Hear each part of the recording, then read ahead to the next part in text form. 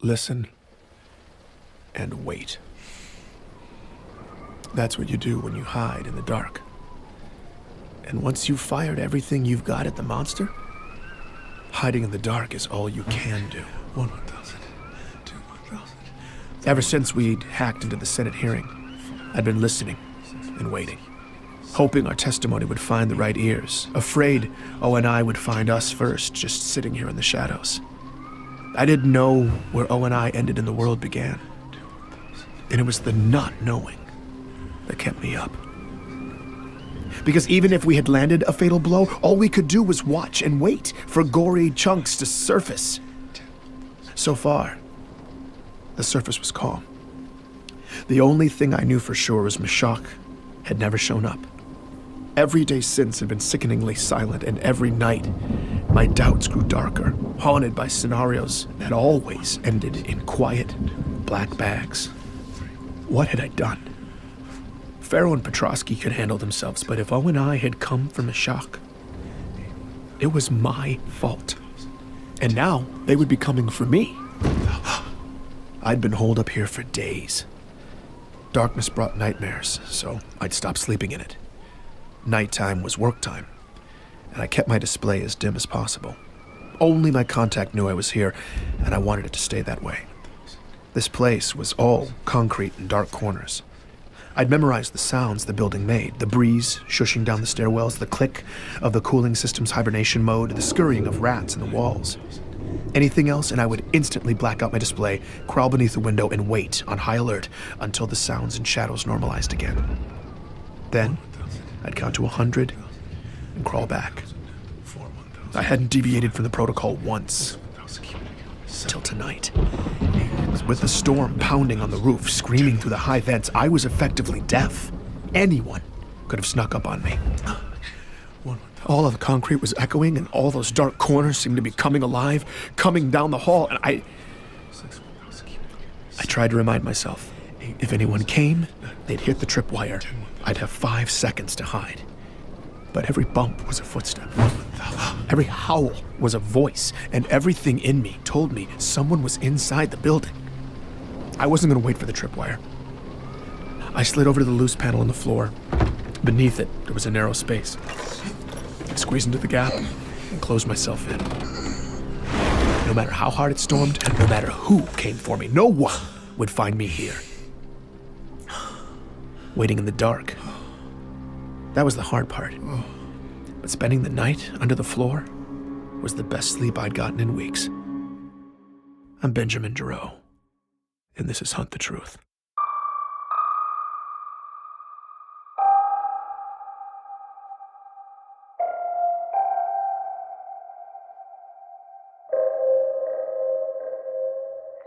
Speaking from the steps of the Congressional Plaza today, freshman Senator Andrew Del Rio issued a formal statement addressing last month's embassy massacre on Biko. It's not a promising sign for democracy when a catastrophe touches a majority of the voters, and seemingly every politician in the UEG was trying to leverage the public outrage into talking points. Everything from military spending to tax relief.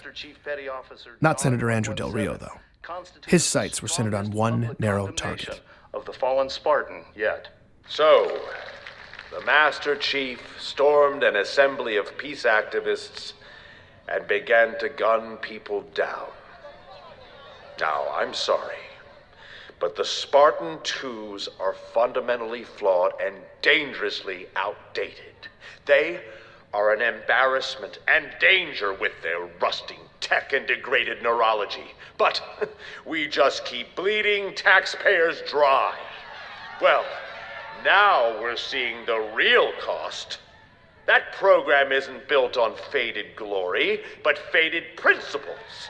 Volatile remnants of powerful weapons governed by increasingly corroded minds. There is a reason you'll never see a video of a Spartan 4 attacking civilians or murdering heroes. I can vouch personally for the character of each and every Spartan 4 as warriors and as people.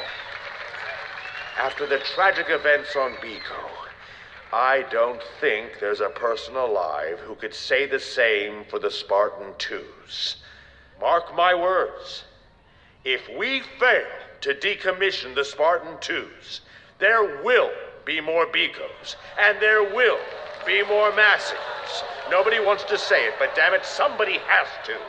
For those 19 families whose loved ones are never coming home because of this false Spartan, this broken bastardization of a soldier who would abandon his post, dishonor his uniform, and slaughter the very people he's sworn to protect. In the name of decency, it's time to tear down that statue and put down the Master Chief. I had to hand it to Andrew Del Rio.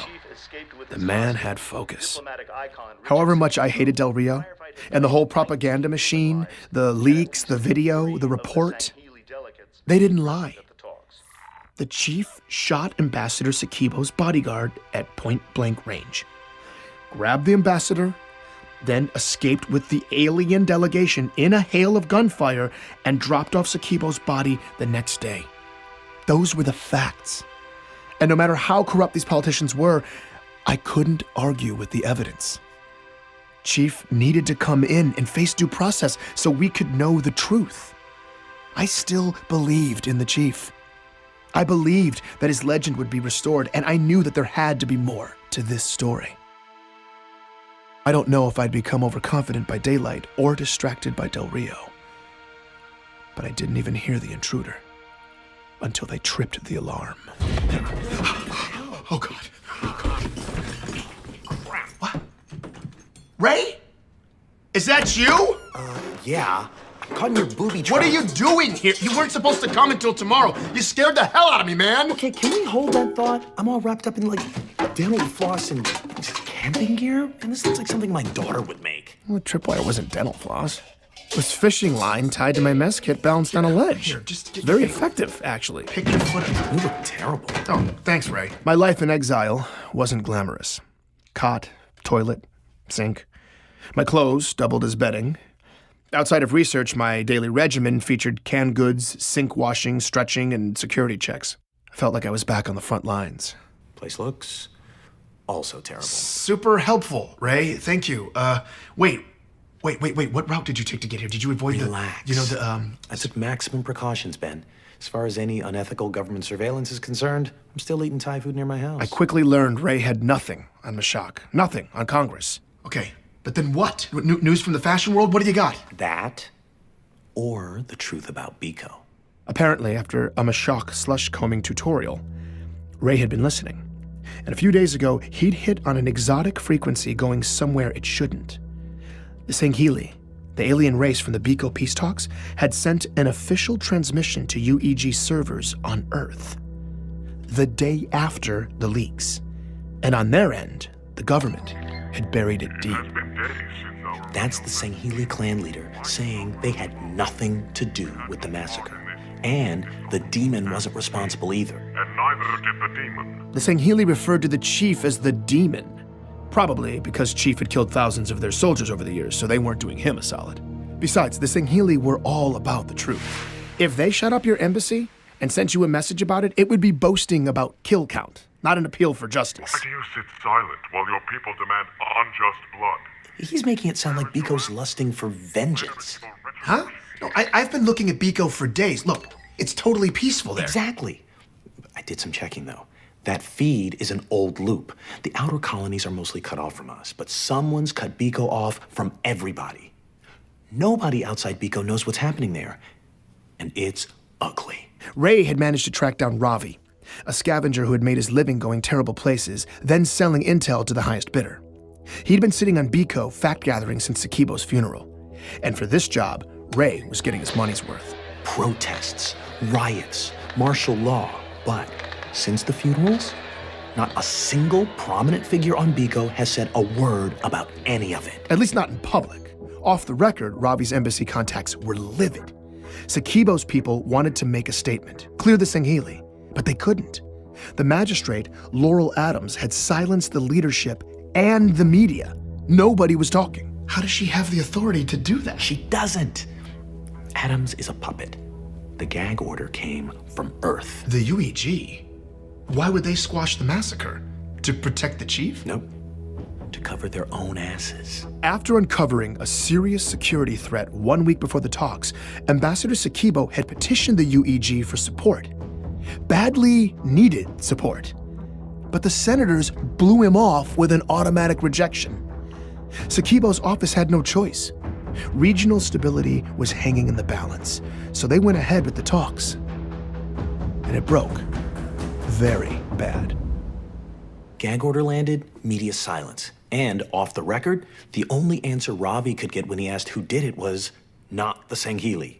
But once Pharaoh's leaks hit and the chief was the bad guy, Biko's streets popped off and Sekibo's people took action. They broke rank, quietly launching an independent investigation into the massacre. The only suspects were a bunch of extremists called Sapien Sunrise. The Sapien Sunrise believed species integration was destroying civilization. Humans pure, aliens bad, that sort of thing. Most of these groups just got together in somebody's basement over baked goods and hate speech.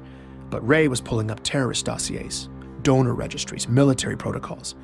Sapien Sunrise were packing way more than pastries.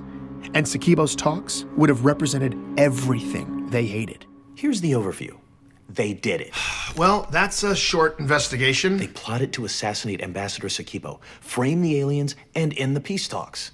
Now, I don't know if the Sapiens were counting on inept local intelligence or they're just arrogant psychopaths, but they were brazen. According to the investigators' notes, Sapien Sunrise had been loudly threatening the embassy for months.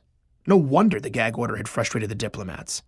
But once the investigation was on, it didn't take long to tie 4 of the dead civilians to the local Sapiens chapter, along with 4 embassy guards and Sekibo's personal bodyguard, a man with a substantial military jacket and Chief's first kill upon entering the chambers.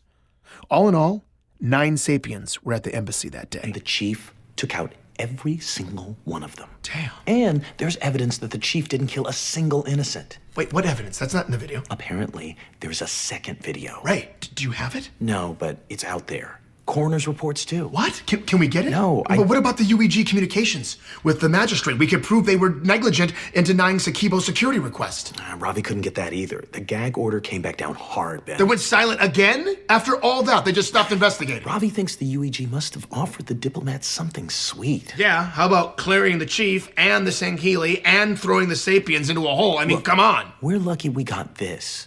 Besides, the diplomats made it sound like justice was coming soon. Justice? They're just gonna say Sapien Sunrise did it with Chief's help. And they're gonna get away with it. I mean, what's wrong with these people? They're evil. Sekibo's office had been trying to forge a better world in a region of space where very little is black and white. They'd asked for help, and while the UEG refused to even read their request, the Master Chief had shown up. His ship entered their atmosphere so fast, air traffic AI registered it as a fireball. And considering the beeline he made to the embassy, he must have had virtually no warning. Chief charged solo into a hopeless situation with no time. He interrupted an assassination, possibly averting war. He neutralized heavy combatants hiding behind civilians, and there wasn't a drop of innocent blood on his hands. He got Sekibo and all but 3 of the Sangheili to safety. The only thing the chief couldn't do was keep Richard Sekibo's heart beating. But in reality, without that second video, or coroner's reports to clear the chief, without documentation of UEG negligence, I had nothing. I could already see it falling to pieces before my eyes. Ray, this is... Thank you. You didn't have to do this. I didn't have a choice, actually. I need a favor. Okay. Everything going on in the Outer Colonies, my parents are out there. Ravi couldn't help. Nobody's getting through, but if you could talk to Petra, see what they're saying on Earth. Yeah, of course. Ray was powerless to find his parents. I'd been powerless to save Meshach, to help Katrina, to find Ellie. I didn't know what I could do for anyone. But I called Petra anyway. It's awful to admit, but I think I just hoped she'd be powerless too. When Petra answered, I started rambling, when suddenly she cut me off. Ben, listen, I'm glad you called, actually. I have a lead for you. What? It popped up a couple days ago, and I've been sitting on it, debating whether to give it to you or Petra. delete it, or it's from someone I trust, and, Petra, I don't need a handout, okay? If you want Ben, the lead... I don't want it. I didn't know if I want to be responsible for having given it to you, but I know you need it. Here. I opened the package. Coordinates. Some sector on the outskirts. Underneath was a 72-hour window. It started soon. I looked up the location. It was on Bliss. I'm not sure what you'll find there. Maybe a server or... But a server on a glassed planet? I don't know, okay? Maybe it's a mass grave. All I do know is it's an anomaly. They don't know about it, and for 72 hours there will be a security lapse where no one's watching. And that is a hard clock, Ben. You have to get in and out within that window. You understand? Yeah, okay. Ben, this is a once-in-a-lifetime shot. Somebody risked their life to get me those 72 hours, and I need to know that you're going to I'm sorry. No, I appreciate that. I'm in. I'm gonna do it, okay? Thank you. Okay. That's your ride. A silicate freighter. Leaves tonight. Bring your piggy bank. Everything you've got. These people only speak bribe, and they're not easily impressed. I don't know why, but somehow in that moment, I felt completely ready for this. It was time to make a power move, and that's what I was gonna do. Oh, Petra, just one more question. I hate to ask, yes, but... you can keep the recording. How did you know? God, you are the worst, Ben. Take care. Okay, thanks, Petra. If I was going to the far reaches courtesy of capitalists, I needed to stock up on essentials and grab all the money I had left in the world. The rainy day fund I kept squirreled away at my place. I was going home, and surprisingly, it felt amazing. Stepping outside for the first time in so many days, finally having a real destination, it gave me freedom and purpose again. I was all ready for a quick grab and go, but as I breezed up the walkway to my building, I saw something weird. Notices from the city stapled to the front door. This structure had been condemned. Unfit for human habitation? What the hell was this? My key scan still worked, though, so I pushed into the dim entryway. The power was off in the building. It was silent. And every door down the length of the hall was ajar. What in the hell? Hello? As I moved down the silent row, I glanced into my neighbor's apartments. Hello? Everything inside, furniture, fixtures, pictures, windows, everything had been draped in clear plastic sheeting that stirred as I passed. The second floor was the same way, silent. Every door open, every last inch inside covered in plastic. As I turned the corner, though, I noticed my door, still damaged from Petra's boot, was closed. It was the only closed door. I pushed it open, and my guts collapsed inside of me. Everything was gone. The entire apartment had been gutted. There's nothing. Everything, down to the light fixtures, the appliances, the cabinetry. They'd pulled up all the flooring, stripped all the trimming, ripped out all of the plumbing. All of it was just gone, without any hint that it had ever been there in the first place. As a breeze moved in through the gouged out sockets where my windows had once been, I realized it had gotten dark. The monster had been here. It had come inside my home. And now everything I had been completely erased. Please join me for the next episode of Hunt the Truth.